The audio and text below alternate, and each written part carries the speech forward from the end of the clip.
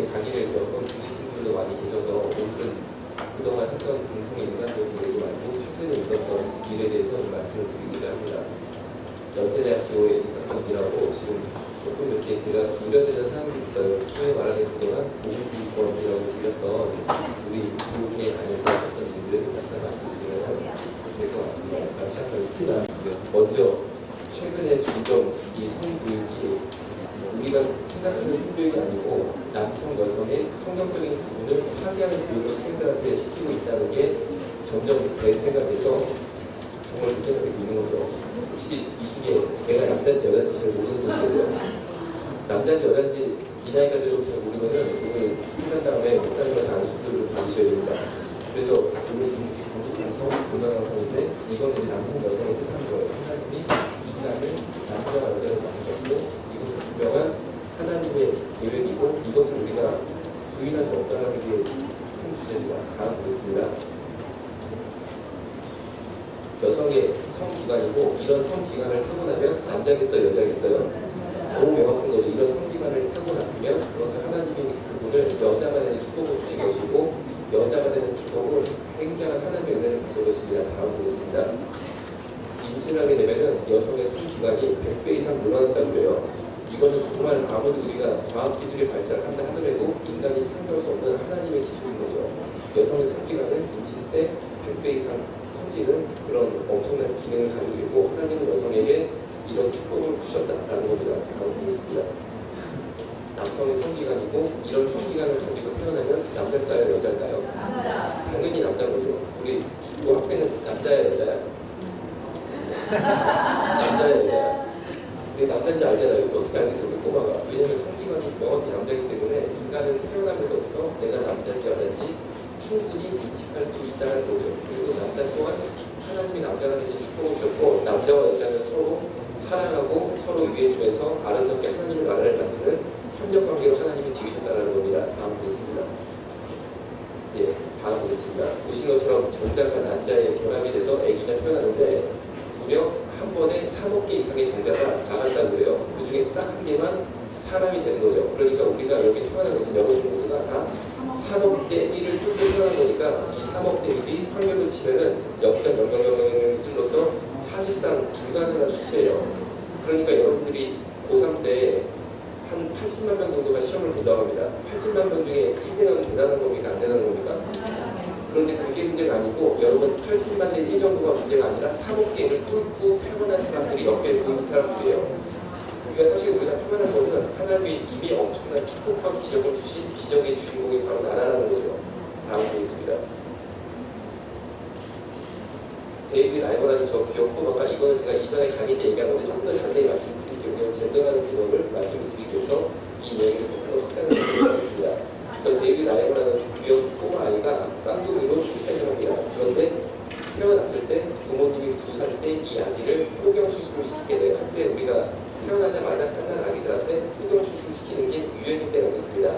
그런데 그게 굉장한 많은 위험성이 있었던 거라서 지금은 거의 시행하고 있지 않아요. 왜냐면 이 아이가 2살이라서 아기 고추가 너무 작다 보니까 의사 선생님이 자르다가 잘못 잘라서 고추를 다 잘라버렸어요. 그래서 포경수술 이후에 고추가 없어져 버린 거죠. 놀라신 분들은 제 강의를 혹시 처음 들어보신 분 손 한번 들어보시겠어요? 예. 그래서 놀라신 것 같아요. 제 강의가 이따가 어디서 강의 들을 수 있는지 알려주니까 꼭 그걸 숙소에 보셔야 됩니다. 제 것들에 꼭 보셔야 되거든요. 거기 잠깐 나오는데 그걸 좀 자세히 말씀드린 거예요. 이 아이가 포경수술 이후에 고추가 없어졌어요. 고추가 없어지니까 이 사실이 뉴스에 나면서 당시 미국의 제일 유명한 대학병원인 존스 홉킨스 병원이라고 있고 이 병원은 지금까지도 유대 제일 유명한 대학병원입니다. 이 존스 홉킨스 병원에 근무했던 존 원이라는 의학자가 이 집을 찾아가는데 이유가 뭐냐면 당시에 존스 홉킨스 병원이 세계 최초로 성전환 수술 방법이 개발이 됐습니다. 그런데 수술 방법은 개발이 됐지만 한자를 붙여놨어요. 왜냐하면 성전환 수술이라는 용어가 일단 굉장히 잘못된 용어입니다. 왜 그러냐? 아직 현대 과학기술은 남성을 여성으로 혹은 여성을 남성으로 바꾸는 성전환이 과학적으로 불가능해요. 그런 기술은 없어요. 인간에게. 성전환 수술의 보다 정확한 용어가 뭐냐? 쉽게 말씀드리면 성기절단 수술이에요. 그러니까 성기 절단 수술이 존재할 따르듯이 성전환 수술이라는 것은 존재하지 않아요. 그런데 이름을 성전환 수술이라는 이름을 쓰므로 말미암아 마치 인간의 성을 바꿀 수 있는 기술을 보유한 것처럼 기망행위를 한 거죠. 그런데 정확히 말하면 남성의 성기를 제거하고 여성 비슷하게 구멍을 하나 뚫어놓는 게 전부라는 거죠. 여자도 마찬가지로 구멍을 메꾸고 인공적으로 보형물을 넣어서 남성 성기 비슷한 것을 넣는 게 다라는 거죠. 절대 남성이 여성으로 바뀌거나 여성이 남성으로 생물학적으로 변화시키는 기술은 아직 인간이 보유하고 있지 못하고 앞으로도 이런 기술을 개발해낼 수가 없는 게 왜냐면은 영생의 자체를 바꿀 수가 없어요.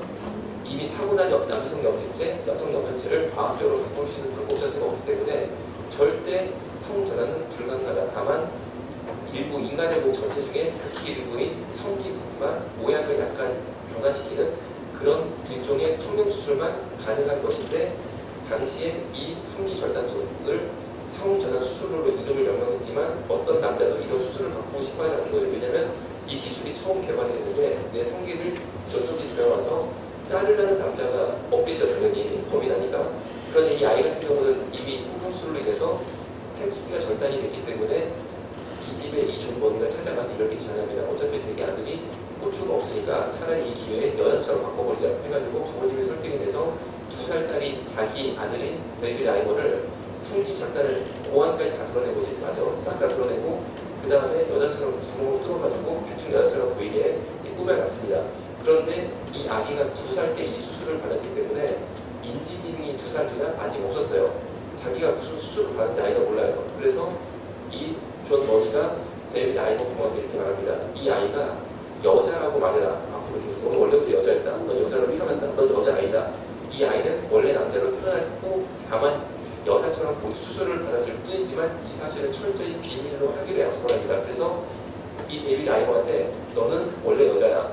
너는 여학생이야. 이렇게 정말 여자로 보였어요. 그리고 이 존 머니가 이 집에 계속 가면서 이 아이한테 계속 너는 여자니까 이렇게 해야 된다 라는 것을 코치하면서 이 아이의 성장 과정을 연구를 통해서 젠더라는 말을 처음으로 개발이 됩니다. 그러니까 젠더라는 말이 인류 역사상 처음 등장한 것은 불과 몇십 년 되지 않은 거죠.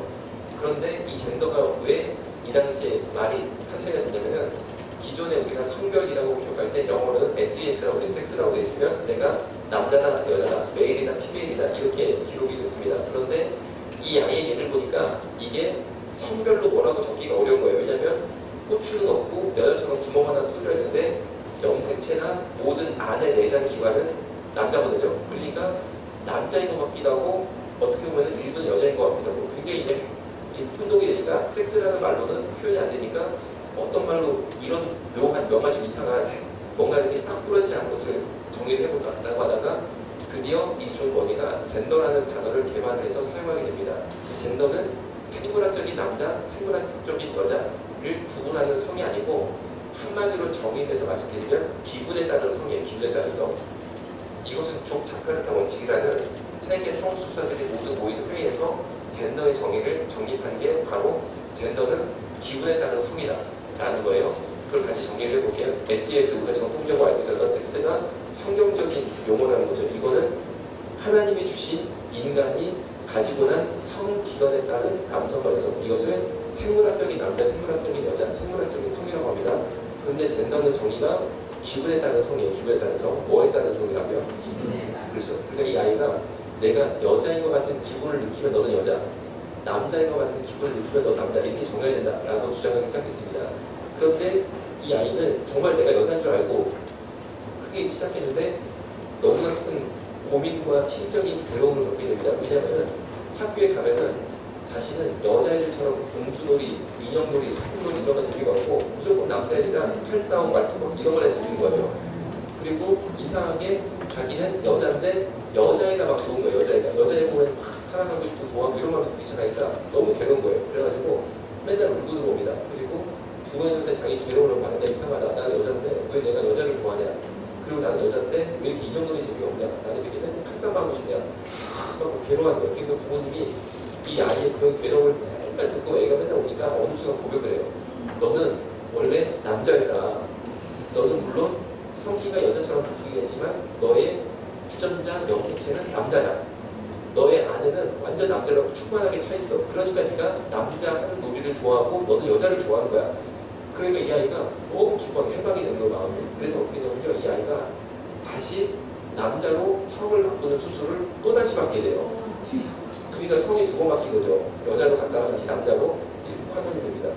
그런데 이 아이가 성장한 이후에 기자회견을 하면서 존 머니는 악마다라고 발표해요. 그래서 기자들이 깜짝 놀라서 존 머니가 그동안 당신을 돌봐주고 당신 때문에 젠더라는 말이 전 세계로 확산되면 뭐가 나쁘냐고 물어봤는데 이 데이비드 알머가 충격적인 사실을 이야기합니다. 이 아이가 두 가지를 얘기했어요. 첫 번째 뭐냐면은 나는 정말로 여자애로 사는 게 너무 힘들고 너무 괴롭고 도무지 나는 지옥 같은 삶을 살았는데 이 존 머니는 계속 연구 논문을 발표하면서 데이비드 라이머가 완벽하게 여자로 자라고 있다는 가짜 논문을 매년 썼다는 거예요.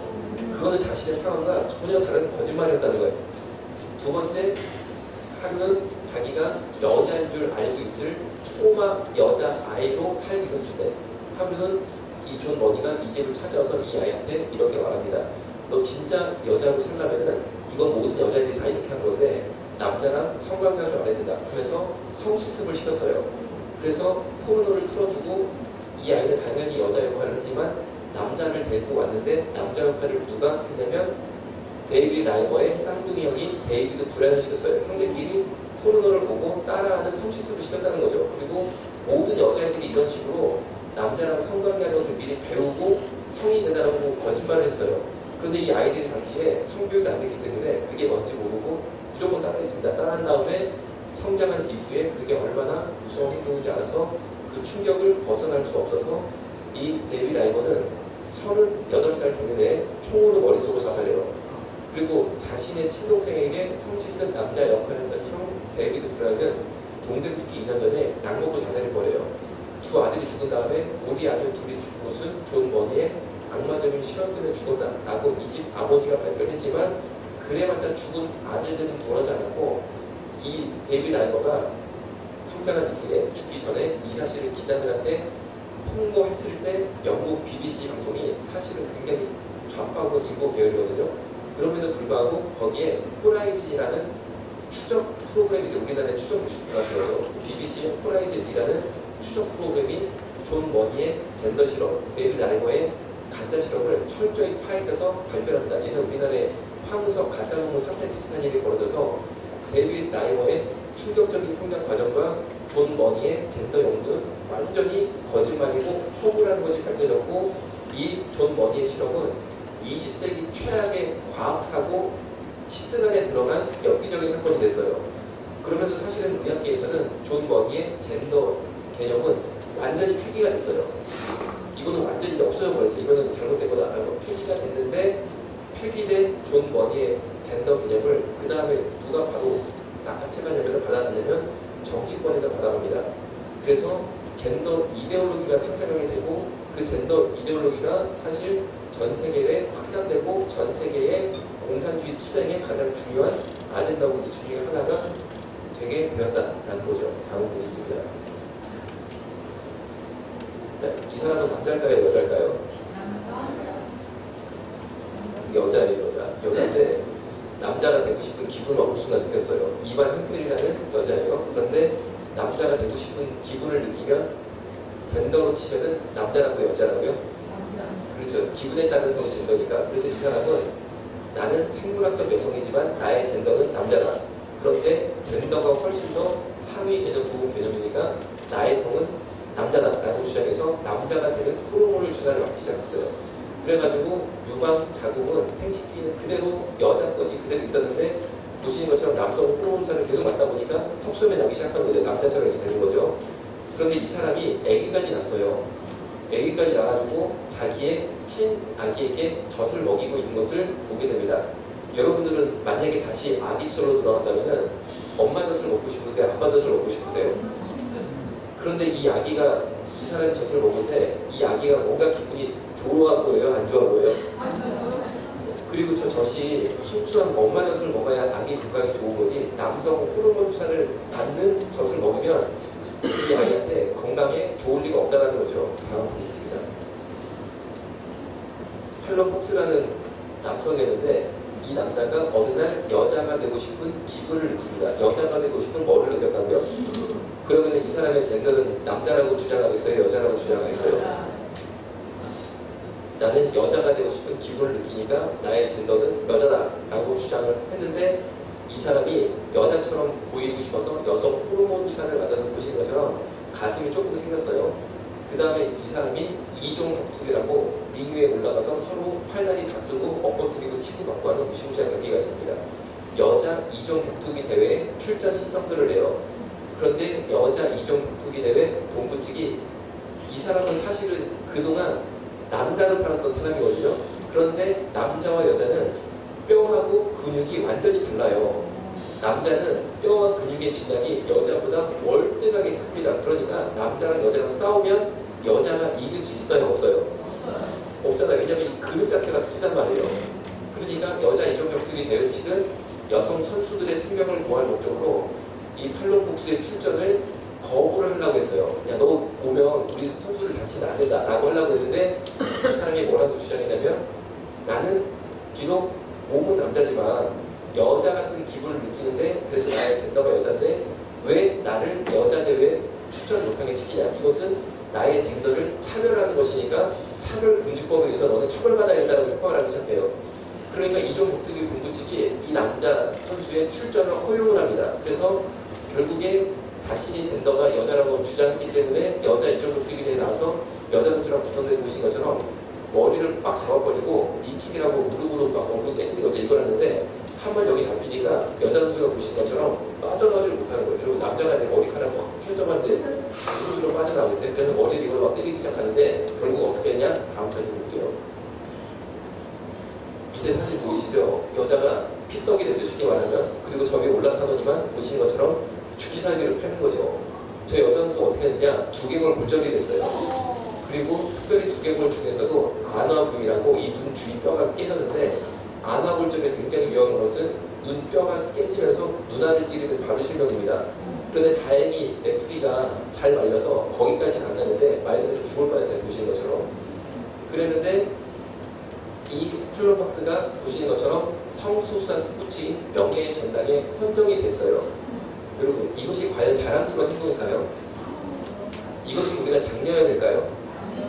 그런데 또 다른 놀라운 사건은 미국 시애틀에 에버그린 칼리지라는 대학이 있습니다. 이 대학이 수영장을 보유하고 있는데 학생만으로는 수영장 운영이 안 되니까 지역사회에 개방이 돼서 지역사회에 있는 초, 중, 고 대학생, 일반인까지 모두 자유롭게 수영을 할 수 있는 그런 수영장이었는데 수영장 여자 샤워실에 갑자기 40대 중반 남자가 완전 알몸으로 쓱 들어와 버렸어요. 그러니까 샤워실에 있었던 중학생, 고등학생, 대학생, 여학생들이 너무 놀라가지고 한 명이 프로테스트를 뛰어내려서 말합니다. 지금 여자 샤워실에 왜 남자가 40대 중반 아저씨가 옷을 콜라 먹고 들어왔다. 빨리 끄집어내달라 라고 하니까 경비가 출동해서 이 남자를 끄집어냈어요. 그런데 이 남자가 오히려 그 학교를 경찰에 고발합니다. 고발한 이유가 뭐냐면 나는 몸은 완전히 남자인 사람은 몸은 완전히 남자지만 나는 여자 같은 기분을 느낀다. 그러니까 이 사람의 젠더가 남자겠어요? 여자겠어요? 아니 나는 나의 젠더가 여자라서 여자 샤워실 가는데 왜 학교가 성차별을 하냐. 이거는 차별금지법에 의해서 처벌이 되다라고 고발을 했는데 이 남자가 이겨요. 그래가지고 이 남자는 그날부터 여자 샤워실 자유이용권을 사실상 획득을 하고 아무 때나 원할 때 여자 샤워실에 쑥쑥 들어가는 거죠. 그리고 여자들만 이 남자가 언제 들어올까 놀래가지고 벌벌 떨면서 몰래 샤워를 하는 거죠. 그렇게 돼가지고 여중생 여고생들이 정신병원 가서 정신치료까지 받게 됐어요. 너무 놀라고 스트레스를 받으니까. 그래서 이 사건이 알려지면서 미국의 한 의식 있는 신문 기자가 이거 아무래도 좀 느낌이 이상하다 파보자 해가지고 이 남자가 그간 인터넷에 올린 이 남자의 글을 다 조사를 해보니까 이런 글이 있어서 이 기자가 무릎을 딱 치는 거예요. 뭐냐면 이 남자가 그 전에 올린 글에 이런 글이 있습니다. 나는 성적으로 여자한테 끌린다. 나는 성적으로 여자한테 끌린다. 이런 글이 있는 거예요. 그러니까 이 남자는 사실은 여자한테 성적으로 끌려서 여자 샤워실에 가는 게 아닐까 이 생각을 하게 된 거죠. 그래가지고 만나자라고 인터뷰 요청을 해서 만납니다. 만나서 이 신문기자가 이 문제의 남성한테 이렇게 말합니다. 당신은 몸이 완전 남자다. 전혀 뭐 수술 받거나 호흡을 맞은 것도 없어요. 완전 남자예요.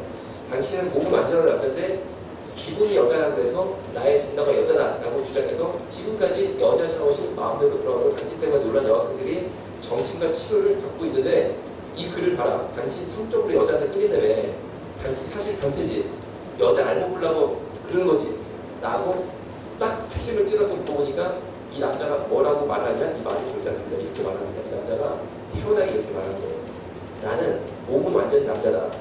그런데 기분이 여자라서 나의 젠더는 여자다.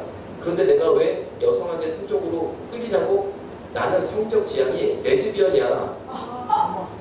무슨 말인지 아시죠? 나는 성적 지향이 레즈비언이라 그런 거야.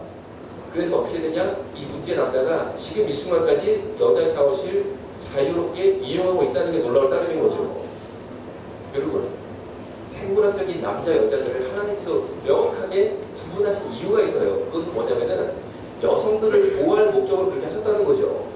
그런데 더 놀라운 사실은 우리나라의 소위 페미니즘이라는 여성주의 단체들이 이 젠더 개념을 옹호한다는 거예요.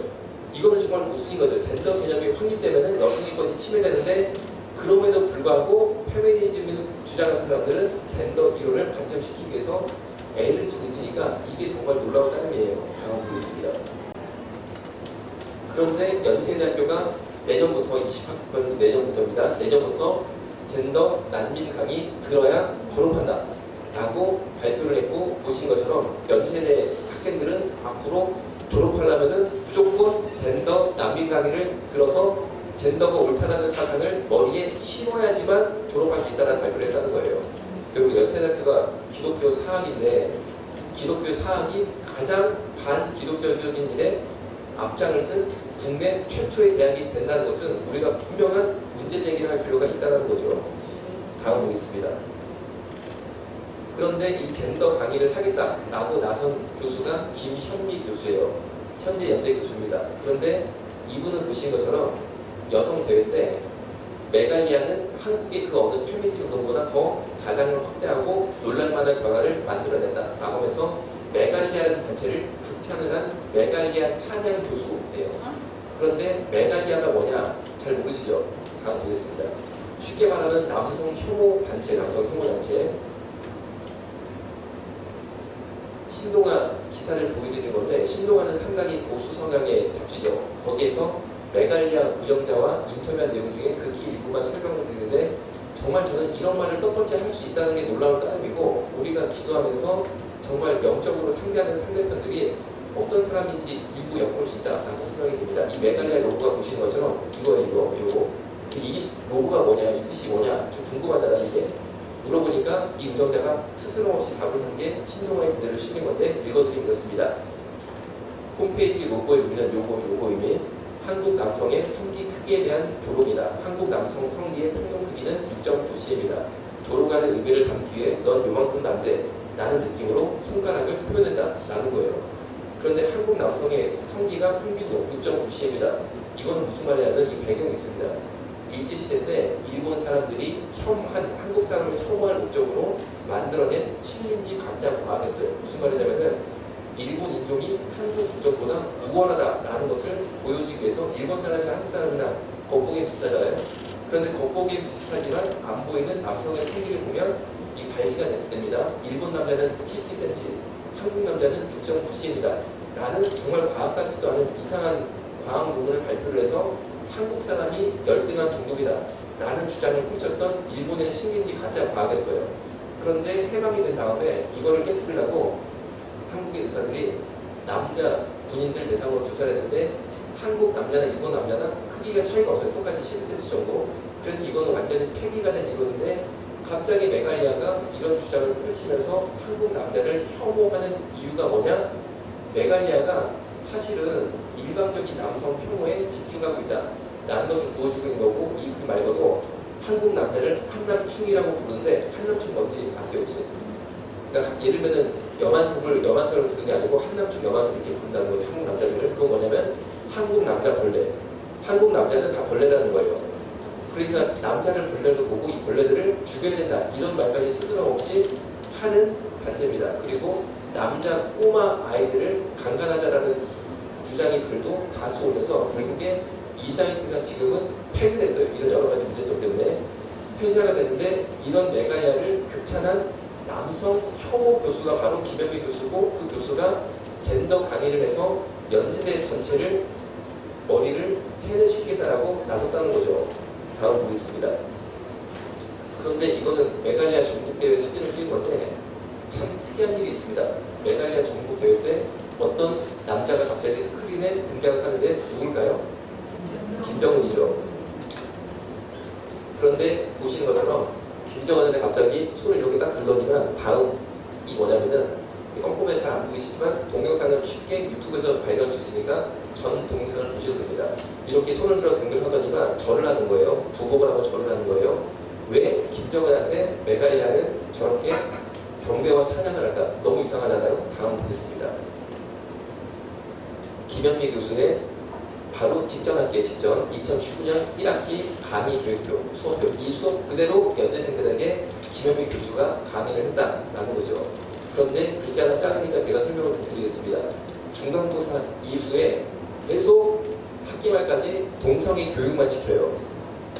보시면 섹슈얼리티와 기술, 두 번째는 동성애, 세 번째는 레즈비언이즘, 네 번째 젠더 불안성, 맨 마지막 중간계 수업이 글로벌 신경제주의라고 해서 무슨 경제 강의하나? 라고 봤더니만 이 옆에 무슨 책을 가지고 강의하나? 이 책의 내용 가지고 강의한다는 거잖아요. 책 이름을 보니까 여성주의 경제학, 젠더의 경제학, 마지막 순간까지도 젠더, 동성애 교육을 하고 있다는 거죠. 여러분, 대학생들이 비싼 공강품 내고 대학 들어갔을 때는 정말 중요한 핵심적인 내용을 골고루 들으려고 한 거지 동성애 사상교육 받으려고 갔겠습니까? 그런데 중간고사 이후에는 싹 다 동성애만 가르치고 있더라는 거죠. 그런데 이 사람이 이제는 이걸로 성에 앉아서 나는 우리 과 애들만 동성애 사상교육 시키는 걸로 불출문하고 연대생 전체를 동성애 사상교육을 싹 다 시켜서 졸업하려면 무조건 이걸로 듣게 해야겠다 라고 나서고 있다는 거예요. 그런데 연세대학교 교수가 되려면 내가 기독교인이다 라는 것을 입증해야지만 교수가 되거든요. 그런데 이분이 과연 기독교인이겠습니까? 다음 보겠습니다. 2016년 11월 19일 광화문에 있었던 촛불 집회인데 이때 보시면은 아까 말씀드린 여러 가지 여성주의 단체, 페미니즘 단체들이 연합해서 연대해서 촛불 시위를 벌였었는데 가운데 보시면 노동당이라고 되어 있죠. 노동장을 중심으로 집결을 하고 있음을 볼 수 있습니다. 단순히 인권운동을 하는 게 아니고 분명한 정치적 지향점을 가진 정치적 투쟁에 나서고 있다는 거죠. 그런데 저기 보시면 이제 빨간 쪽으로 테두리를 쳐놓은 무지개 깃발이 보입니다. 동성애 단체죠. 즉 우리나라의 여성주의 페미니즘 단체와 동성애 단체가 결합하고 있다는 거예요. 그래서 페미니즘 세력들이 젠더 개념을 적극적으로 알리려고 또 관철시키려고 애를 쓰는 것은 동성애 단체와 연합 투쟁을 벌이고 있는 결과로 생각이 됩니다. 그런데 맨 오른쪽 하단에 동그랗게 이렇게 있는데 지금 잠깐 그림자가 살짝 나오고 있는데 설명을 드리면은 안티파라는 깃발이 보여요. 안티파 이게 아직 한국 사회에 잘 알려지지 않고 있는데 쉽게 말하면 페미니즘 단체, 동성애 단체 그리고 안티파라는 어떤 단체가 함께 연합하고 있다라는 것을 볼 수 있고 그 중심에는 분명히 노동당 등 극좌파 어떤 정치인들 세력이 있다라는 걸 알 수 있는데 그러면 저 안티파라는 단체에 대해서 조금 더 설명을 드리면 다음 가겠습니다. 이런 깃발을 하고 있는데 보시는 것처럼 안티홍법 액션이라고 해서 안티파는 원래 안티파시즘의 주말이에요. 파시즘이 뭔지 아시죠? 전체주의. 그러니까 안티파는 파시즘 대항 단체다라고 볼 수 있는데 파시즘에 대항해서 뭉친 사람들인데 그럼 이 사람들이 대항하는 파시즘이 뭐냐? 보신 것처럼 동성애 반대 의견을 가진 사람을 파시스트로 보고 파시즘에 빠진 사람들로 보고 동성애 반대 의견을 가진 사람들한테 무력으로 대항하겠다. 무력 항쟁을 하겠다. 라고 해서 결성된 단체가 안티파인데 다음 보겠습니다. 이런 식으로 전투 준비를 벌이고 있어요. 보시는 것처럼 강목에다 노란색 화살 보이죠? 쇠를 박아가지고 찔러 죽이겠다라고 옛날 6.25 때 공산주의자 죽창부대랑 상당히 유사하지 않습니까? 여러분, 저는 동성애 반대 의견을 분명히 가지고 있지만 이거는 의학적으로 또 제 신앙 양심상 동성 성애를 반대하는 것인데 저는 한 번도 이런 무장단체를 조직해본 적도 없어요. 그런데 갑자기 저를 파시스트로 지목해서 저 같은 사람을 찔러 죽이겠다고 이렇게 군대를 조직해서 무장 준비를 하고 있는 이 사람들이 제가 볼 때는 전체주의자들고 파시스트예요. 여러분, 한국 기독교가 동성애를 반대하지만 우리가 언제 무장 조직을 만든 적이 있습니까? 우리가 언제 파시즘 책을 보고 공부한 적이 있습니까? 우리가 언제 파시스트라고 단체를 결성한 적이 있습니까? 그런데 이 사람들은 쉽게 말하면 마녀 사냥을 하는 거예요. 저 사람들은 마녀니까 동성애 반대를 가진 사람들은 마녀고 파시스트니까 우리가 찔러 죽여야 된다 라는 생각을 하고 있다는 거죠. 왜 이렇습니까? 저는 정신분석적으로 접근을 하는 거죠. 뭐냐면 인간은 본능상 피의 굶주린 야수 같은 기질이 있어요. 피를 보고 싶어요. 집단적인 피를 보고 싶은 이상한 기질이 있는데 이 사람들은 사실은 동성애 반대 의견을 가진 선량한 크리스찬들을 우리가 소프트 타겟이라는 말 들어본 적 있으시죠? 좀 찔러주고 싶고 공격하기 좋은 타겟으로 보는 거죠. 그 사람들 피를 보고 싶은 것 뿐이에요. 사실은. 다음 보겠습니다. 그러면 이 안티파라는 무장 조직이 정치권에 어떻게 연결되고 있냐? 이 사람은 키스 앨리슨이라는 사람인데 미국 민주당 전국위원회 부위원장입니다. 그러니까 미국 민주당 전국위원회 부위원장이니까 민주당에서 권력 순위가 2위인 거죠. 위원장 다음에 부위원장. 그런데 이 사람이 기독교를 바탕으로 생긴 미국이라는 나라에서 보시는 것처럼 어떤 책에 손을 얹고 나는 이 책의 가르침에 따라 미국을 뒤집어 엎겠다라고 정치적 선언을 떳떳하게 하고 이 사진을 자신의 페이스북과 언론을 통해 공개를 했는데 저 책이 뭘까요? 성경일까요? 코란이에요. 코란. 이 사람이 이슬람이고 코란에 충성 맹세를 하고 나는 이 코란의 가르침에 따라 기독교과 민가를 미국을 완전히 뒤집어 엎어버리겠다라고 선언을 한 사람이에요. 그런데 이 사람이 자신의 페이스북에 올린 사진과 글을 보시면 저쪽 노란 줄이 저겁니다. 방금 말씀드린 그 안티파 핸드북을 사진 찍어 올리면서 자랑하고 있다는 거죠. 이 사람이 안티파 무장 조직의 지지자예요. 여러분, 이렇게 정치권에 후원되시는 정치권에 연결이 돼 있다라는 거죠. 다음 보겠습니다. 요한 웨슬레와 칼 마르크스인데 이 둘이 어떻게 연결이 되는 걸까? 저는 여기에 대해서 우리가 참 잘 인식을 못하고 있다는 것도 우리가 뭔가를 속고 살고 있다고 생각을 하고 있어요. 굉장히 중요한 두 인물이 직접적인 연관성이 있습니다. 칼 마르크스는 어떤 사람인지 아시죠? 공산주의를 만들어서 전 세계를 공산주의로 만들려고 했던 정말 사상적 원흉이죠. 이 사람 때문에 얼마나 많은 사람이 죽었습니까? 그런데 요한 웨슬레가 칼 마르크스 무슨 상관이 있느냐 이런 얘기예요. 영국이 자본주의가 발달하면서 요한 웨슬레가 살았던 18세기에 영국 자본주의가 사실 세계 자본주의였어요. 그때는 영국에서 처음 자본주의가 생긴 거니까 이 자본주의의 폐해가 극심했을 때예요. 그래가지고 이때는 인간이 무조건 경쟁에서 우위를 차지한 사람이 다 갖고 어쩔 수 없이 경쟁에 도태된 사람들은 당연히 도태되고 죽고 불쌍하게 되는 게 너무 당연하게 여겨졌다는 거죠. 그러니까 경쟁에서 도태된 사람들에 대한 배려가 없었어요. 당시 영국이. 그래가지고 완전히 생지옥이었어요. 자본주의 폐해가 가장 극심했던 게 18세기 영국이었다는 거죠. 그런데 그때 정말 만약에 그 분위기대로 계속 영국이 갔다면은 칼 마르크스 정신이 러시아에서 제일 먼저 설명을 하잖아요. 성공을 하잖아요. 그런데 만약에 영국이 그 극심한 자본주의 폐해 모습 그대로 계속 갔으면 칼 마르크스 공산주의 혁명이 성공한 첫 번째 나라는 분명히 영국이었을 거예요. 영국.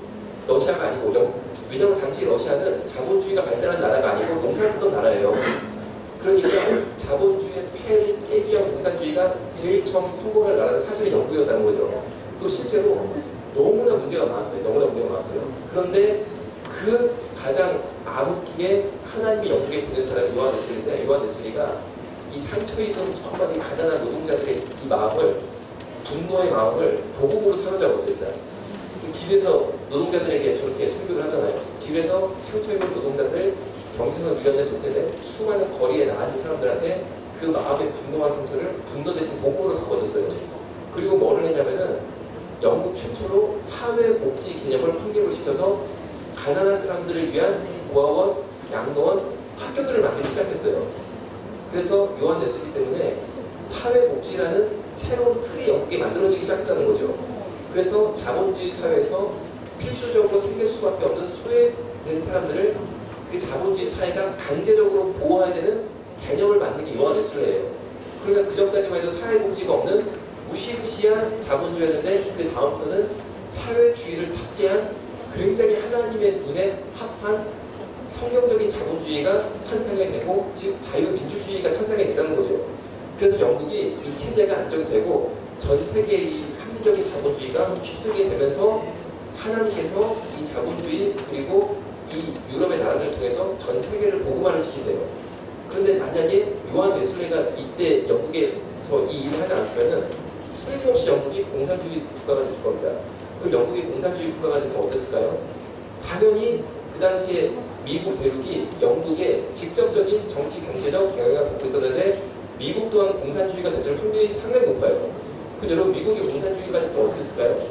소련이 전 세계 공산주의 지배국가가 되고 공산주의 침략으로 전 세계를 정복했을 때 유일하게 소련과 맞섰던 나라가 미국인데 미국이 만약에 공산이 됐으면 전 세계가 공산화가 됐을 거예요. 우리나라도 공산화가 당연히 대한민국이 됐을 거라는 거죠. 여러분 대한민국이 공산주의 국가가 됐으면 저와 여러분은 어떻게 됐을까요? 여러분 공산주의 되면요 제일 먼저 죽인 게 크리스천들이에요.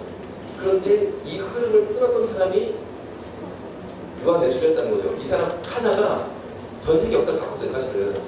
그럼 지금 어떻게 됩니까? 우리가 다시 한번 요한 웨슬레 같은 영성, 요한 웨슬레 같은 하나님적인 기름으로 가지고 이 세대의 사회주의화 좌파 독재를 막아야 된다는 거죠. 다음 보겠습니다. 그러면은 정말 소수자를 위한다고 생긴 소련이라는 공산주의 종주국가가 정말 소수자들을 사랑하고 있을까요?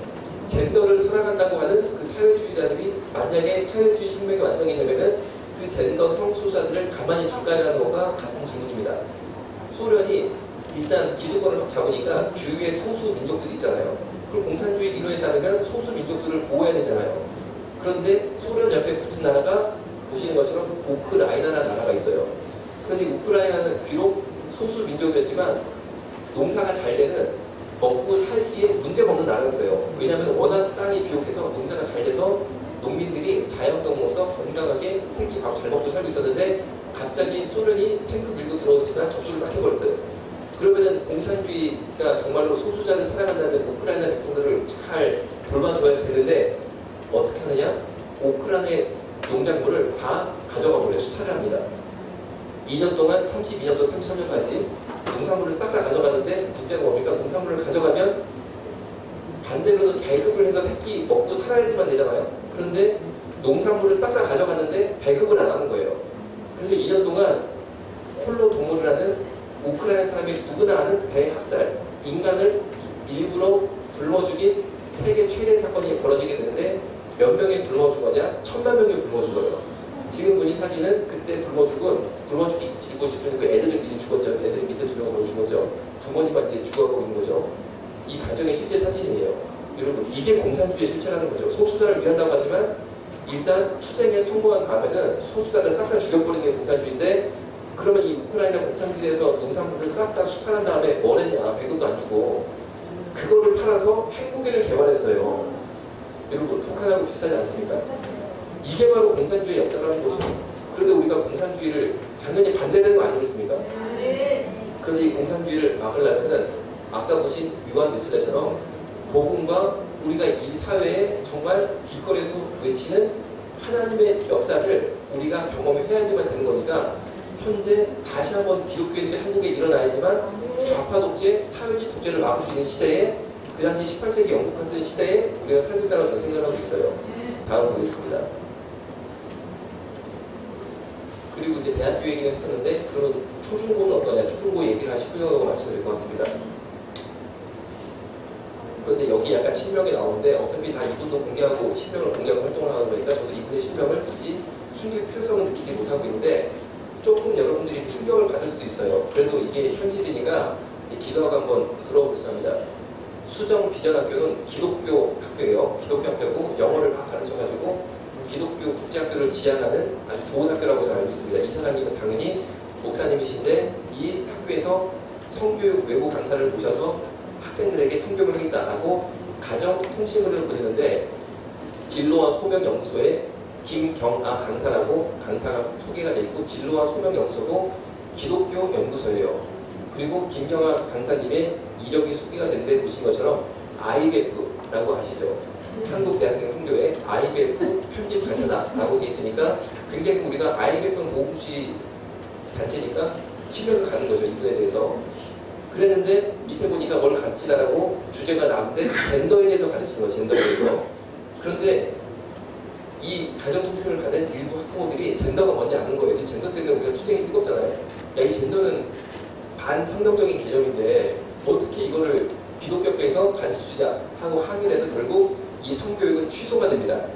그러니까 잘 얘기했는데 저는 아쉬운 게 뭐냐면 최소한 기독교 학교의 교장 혹은 교사라고 그러면 젠더가 뭔지 저는 알아야 된다고 생각해요. 우리가 얼마나 젠더 때문에 투쟁이 뜨겁습니까? 그런데 젠더가 뭔지도 모른다는 것은 저는 조금 언뜻 이해가 안 되는 거죠. 이거는 학생을 가르치시는 분들인데 최근 있었던 이 뜨거운 이슈에 대해서 모른다는 게 과연 이분들이 어떤 분들일까라는 좀 이제 아쉬운 건 있어요. 그런데 어쨌든 간에 취소가 됐으니까 감사하게 생각하는데 야 그러면 IF 편집 간사셨던 김경아라는 분이 어떤 분인가라는 궁금증이 당연히 생기죠. 어떤 분이길래 학교를 다니면서 이렇게 우리 애들한테 반성경적 교육을 시키는 거냐. 다음 보겠습니다. 놀랍게도 이분이 남편은 김종호 IF 대표예요. 남편이 IF 대표 목사님이에요. 그리고 이분은 IF 대표 목사님의 사모님이셨어요. 다음 보겠습니다. 이분의 강의를 들은 학부모가 강의 수기를 올린 글입니다. 그런데 이 학부모는 완전히 들어가기가 세뇌가 돼버렸어요. 그러니까 아 정말 문제가 있다 이런 차원이 아니고 내가 들은 거를 그대로 너무나 감동받다는 취지로 올린 글이니까 전혀 이 학부모는 김경아 사모님에 대한 비판의 의지가 없이 올린 거니까 신빙성이 상당히 있다고 저는 보고 있습니다. 내용은 이런 거예요. 그냥 글자가 짜는 거 제가 읽어드릴게요. 정확한 성 지식을 가지고 아이들과 이야기하는 게 중요하고 아이들 앞에서 성에 대한 대화를 자주 하고 성 역할을 보여주고 자연스러운 스킨십을 하고 그 다음에 핵심입니다. 아이의 성생활을 인정해 줘야 한다고 해요. 여러분 아이들의 성생활을 우리가 어떻게 인정합니까? 말이 안 되지. 사모님이 이렇게 하셔도 되는 거예요. 그리고 아이들 남편은 대표인데 이렇게 하셔도 되는 거예요. 그 다음 계속 읽어드릴게요. 집에서 아이들과 초등 5학년 정도 되면 초등 5학년이니까 4, 5, 6학년 정도 되는 거죠. 초등 5학년 정도 되면 같이 해볼 수 있는 걸 하나 제안했는데 섹스 키트 만들기입니다. 동의에 의한 성관계를 위한 준비물이죠. 여러분 초등학교 4, 5, 6학년한테 동의에 의해 성관계를 할 수 있다. 그리고 섹스 키트를 만들고 부모님이 애한테 거를 애본 앞에 싸가지고 만들어 도시락 싸는 것처럼 싸가지고 줘야 된다. 이런 강의인 거죠. 읽어드릴게요. 파우치에 콘돔, 피임약, 입세정제, 돈 등이 있어요. 돈이 뭐냐고 제가 확인해 보니까 돈은 모텔비라고 해요. 모텔비. 여러분 초등학교 4학년 내 아들한테 도시락 싸주는 것처럼 콘돔, 피임약, 입세정제, 모텔 가라고 쓰라고 돈까지 넣어가지고 애한테 도시락 싸주는 것처럼 줘야 된다는 거예요. 갖고 다니다가 마음에 들면은 보시는 것처럼 아이의 성생활을 인정해 줘야 되니까 이거 들고 바로 모텔 가라는 건데 여러분 이게 지금 기독교 안에서 이루어지고 있다니까. 이것도 복음주의 진영에서 이루어지고 있다는 게 놀라운 따름인 거죠. 그래서 그 다음 달라 읽어드립니다. 저희 아이들이 지금 초등 저학년인데 아이들과 어떻게 이야기하는 게 좋은지 궁금했어요. 강의 중에 책을 추천해 주셨어요. 라고 김경아 사모님 추천해 준 책이 쭉 있는데 밑에 보시면 다음 넘어가겠습니다. 청소년의 빨간 인문학이라는 책이에요. 여러분 혹시 빨간 책이라고 기억하세요? 386 세대는 이게 뭔지 다 아는데 그 당시에 중학생, 고등학생들 사이에 널리 퍼졌던 음란 도색 잡지예요. 그러니까 386 세대는 빨간 책이 뭔지 아는 거죠. 그러니까 청소년 빨간 인문학이 그 빨간 책을 모티브로 만들었어요. 그러니까 내용이 대충 어떨지는 예상이 되는데 이 책의 소개를 제가 읽어드리는 이 책 소개 읽어드립니다. 사실은 청소년들도 섹스를 하고 있고 우리 어른들도 그런 사실을 다 알고 있습니다. 표면적으로 청소년들에게 성생활을 금지시켜야 된다는 암묵적인 합의 아래 우리 사회는 애써 쉬쉬하고 눈을 감아왔던 것입니다. 그리고 사실 어느 사회에서도 청소년 성행위를 금하고 있습니다. 하지만 이제 청소년들에게 성교육과 함께 성생활 교육도 함께 이루어져야 된다 한다고 생각합니다. 여러분 동의하세요? 아니요. 우리 청소년들의 성생활 교육 시켜야 돼요? 아니요. 여러분 이거를 우리 아까 말씀드렸잖아요. 목사님, 그것도 보통 목사님, IF 대표 목사님 대단한 거거든요. 솔직히 얘기하자면 대단한 거거든요.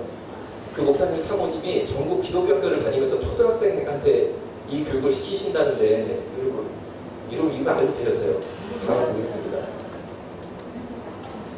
자, 그러면 이제 두 번째 궁금한 게 IF 핵심 리더십이 이런 교육을 하고 있으면 도대체 IF는 현재 어떻게 되고 있는 거냐는 궁금증이 따라서 생길 수밖에 없잖아요. 그래서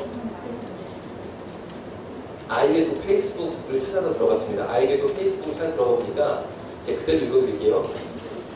IMF가 드러내고 한국 기독교 사회에서 성소수자를 지지한다고 하면 지금도 어려운데 더 상황은 어려워질 거라고 생각해요. 그래서 소리를 못 내는 걸 알아요.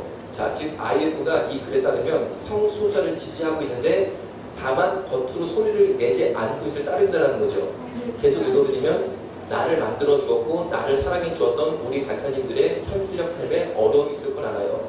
왜냐하면 아직도 많은 MS 후원, MS는 미셔너리 서포트의 약자로 선교 지원금이에요. 선교 지원비 후원과 물질적 후원은 보수적인 신앙을 가진 어른들로부터 제적인 후원되기 때문이겠죠. 자, 설명드리면 IMF에 후원하는 사람들은 대부분 보수 신앙을 가진, 복음주의 신앙을 가진 어른들이 후원하는데 간사님들이 사실은 동성애를 찬성하고 옹호 지지하고 학생들도 그러고 있는데 이게 만약에 표면적으로 드러나게 되면 선교 후원이 끊길까봐 표현을 못하고 있다는 거예요. 계속 읽어드리면 오히려 이 대나무숲이 IMF 페이스북 이름입니다. 이 대나무숲을 통해 올라오는 동성애와 관련한 글을 중앙회 차원에서, IMF 중앙회 차원이죠. 중앙회 차원에서 크게 제지하지 않는 것을 고맙다고 생각해요. 대놓고 제지하는 것도 있잖아요. 즉 동성애 옹호 글을 계속 학생들이 올리고 있는데 중앙회가 고의적으로 처리하지 않고 가만히 두고 있다는 거죠. 계속 읽어드리면 어쩌면 그렇게 지켜보는 듯한 IMF의 태도가 조금이나마 IMF는 IMF 사람들입니다. IMF들에게 인식의 변화를 가지고 온 효과를 가지고 온 것 아닐까라고 생각해요. 즉 동성애 옹호글이 계속 올라오는 걸 중앙회 차원에서 가만히 둬서 IMF 전체에 동성애 옹호 분위기가 확산되도록 하고 있다 라는 내용의 글을 담고 있어요. 계속 읽어드릴게요. 하지만 혐오인지도 모르는 지체들에게는 계속 그게 아니라고 이야기해야겠죠. 아무래도 사람들의 인식과 교계의 인식을 변화시키는 것이 갑자기 바뀌라고 생각하지 않아요. 천천히 바뀌어갈 거라고 믿어요. IMF를 사랑하는 여러 엘라인 IMF, 엘라인은 뭐냐면은 동성애 지지자들을 엘라인이라고 불러요. 그러니까 IMF 안에 동성애 지지자들이 많다라는 뜻이죠.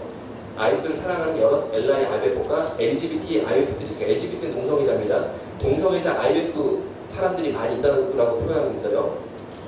여담이지만 저는 문재인 대통령을 지지하거든요. 현 정부가 헌법재판관과 인권위원장까지 차례차례 사회에 민감하고 중요한 의제들을 다루는 사람들을 열려있는 사람으로 조용히 그리고 조금씩 바꿔나가는 것처럼 제 개인적으로 그렇게 우리 IMF도 그리고 한국교회도 점차 인식들이 변화되길 바라요. 이 글을 보면은 분명히 문재인 대통령님이 여러 중요한 자리에 동성애를 확산시킬 만한 인사들을 심어놓고 있다라고 분명히 인식을 하고 있다는 거죠.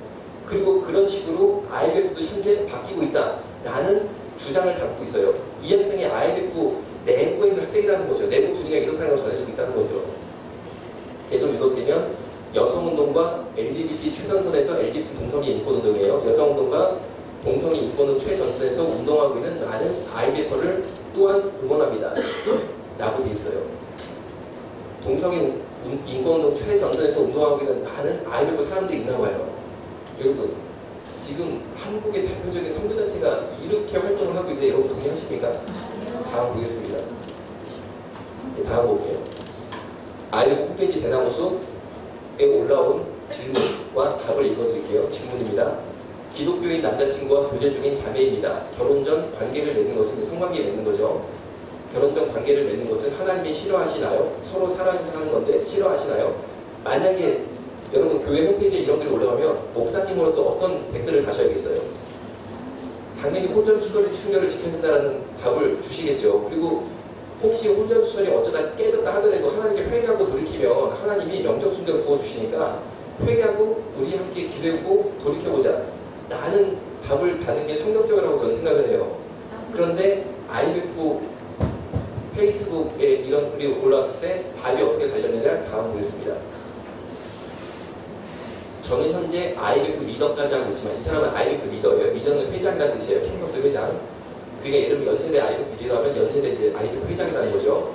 저는 현재 IMF 리더까지 하고 있지만 아직 미혼인데 성 경험이 있어요. 이 글을 올린 사람이 여성이에요. 여학생이에요. 아직 미혼이지만 성 경험이 있어요. 계속 읽어드립니다. 그렇지만 그것 때문에 저와 하나님 사이의 관계가 멀어지지는 않았고요. 공동체에 대한 저의 마음도 그대로예요. 공동체의 말은 안 했지만 공동체의 말에서 공동체와 멀어진다면 그런 저를 멀리하는 공동체의 잘못이겠죠. 그런데 신앙과는 별개로 어쩌면 신앙과 관련될지도 모르겠지만 저의 전 남친이 공동체에 있어서도 과연 제가 지금처럼 공동체에 대한 마음이 여전할 수 있을까 하면 아닌 것 같아요. 그러니 같은 공동체에 있다면 하지 말라는 게 아니라 진지한 고민은 필요한 것 같아요. 헤어져도 공동체에 대한 마음이 변함없을 자신이 있거나 헤어지고 다른 공동체에서 지금처럼 지내겠다는 결단이 없다면 저는 그 이후의 삶이 걱정되네요. 다만 기억해야 할 것은 상대방을 성적 대상화하지 말아야 한다는 것입니다. 둘 중 한 사람이라도 원하지 않을 때는 하지 말아야 하고요. 성관계를 사랑 표현으로만 사용하셔야 해요. 그렇지 않으면 어느새 상대편을 성욕 해소를 위한 도구로 생각하게 될 수 있어요. 여러분, 이게 IBF 회장이 회원들한테 하는 신앙 공유된 답이라는 거죠. 여러분, 지금 보시는 이 답의 배경이 성경입니까? 아니면 세속주의입니까? 쉽게 말하면 혼전 성관계는 당연한 것인데 해도 되는 것인데 다만 강제로 하면 안 된다는 주장이에요. 여러분, IBF가 여기까지 와 있다는 걸 볼 수 있는 거죠. 이 단체를 우리가 기독교 단체로 부를 수 있겠습니까? 지금 이 시점에서 이것만 보고 보면은. 그런데 그것도 모르고 여러분 자식들 대학교 들어가면은 IBF 들어가라고 저도 얘기를 한 제 자신이 원망했습니다. 제 자신이. 제발 대학교 성교단체 가라고. 가면 이렇게 되는데 가면 이렇게 되는데. 그거를 몰랐어요. 여러분, IBF의 성교 후원금 내는 사람 여러분 주변에 없을까요? 모르고 내고 돼. 지금 모르고 내고 있어요. 모르고 내고 있어요. 다음 보겠습니다. 제가 이제 1분 남아서 이정하고 나한테 IBF의 최근 모습에 대해서 이거는 같은 대학교의 다른 선교단체 활동을 하던 한 남학생이 졸업할 때 쓴 글인데 이게 저희 심정이랑 똑같더라는 거죠. 제가 읽어드릴게요. 안녕하세요. 저는 이제 대학을 졸업하는 청년입니다. 학교가 작아 대학에 다니면서 여러 선교단체를 만났고 교제해 왔습니다. 그래서 하나의 선교단체에 속해 있지만 모두와 교배하고 있습니다. 그러다 요즘 참 놀랄만한 광경을 보았습니다. 이게 제 심정에 참 놀랄만한 광경을 봤어요. 페이스북에 IBF 대나무숲이라는 페이지를 구독하였습니다. 글을 쭉 보시면 아시겠지만 한국의 페미니즘이 퍼지면서 IBF 내에서도 페미니즘 운동이 확산되고 있습니다. 저도 페미니즘의 일부 정신에 공감을 하고 교회에서도 남녀의 대우를 적극적으로 고민해야 한다고 생각합니다. 그러나 글을 보면 동성애, 무성애 등을 적극 옹호하고 퀴어 축제에 적극적으로 참여하는 모습을 보입니다. 그리고 퀴어 축제까지 적극적으로 참여를 한다는 거예요. 마지막 읽어드립니다. 그런데 좋다고 생각했던 IBF에 저런 글이 올라오니 혼란스럽습니다. 저것 말고도 혼전, 순결, 결혼이 전제된 연애 등을 구닥다리 신앙으로 여기는 등 굉장히 진보적인 생각을 갖고 있습니다. 다시 한번 읽어드릴게요. 저것 말고도 혼전, 순결, 결혼이 전제된 연애 등을 구닥다리 신앙으로 여기는 등 굉장히 진보적인 생각을 갖고 있습니다. 그리고 동성애, 무성애 등을 적극 옹호하고 퀴어 축제에 적극적으로 참여하는 모습을 보고 너무나 가슴이 아파가지고 한 학생이 글을 올렸는데 이게 저희 심정에 다 같아요. 다 같아요. 다음 보겠습니다. 자, 이제 마지막으로 제 강의를 그리고 매주 우리가 동성애에 대한 이슈를 다루고 있는데 레인보우 리턴즈니까 유튜브 레인보우 리턴즈 검색해서 꼭 좋아요, 구독 눌러주세요. 굉장히 중요합니다. 이거 추리 살기 누르셔야 돼요. 이거 누르는데 10초밖에 안 걸리지만 이거 눌러서 대한민국 살리는 거예요. 그리고 많이 알려주세요. 왜냐면요, 유튜브 방송이 2만 명, 3만 명 넘어가면은 우리가 영향력이 생겨요. 영향력이. 근데 당인도 하나님 은혜가 한 3달 정도 됐는데 2만 6천 명까지 올라가서 일단 비행기는 떴어요. 그런데 이게 3만 명, 4만 명, 5만 넘어가면은 진짜 저는 한국의 역사를 바꿀 수 있는 일이 될 거라고 생각해요. 그러니까 레인보우 리턴즈 들어가서 좋아요, 구독 꼭 눌러주세요. 이거 마치겠습니다. 사랑해주신 하나님 감사합니다. 소위 말하는 공동주의 진영 자체도 이런 일이 벌어지고 있었는데 우리가 너무 몰랐습니다.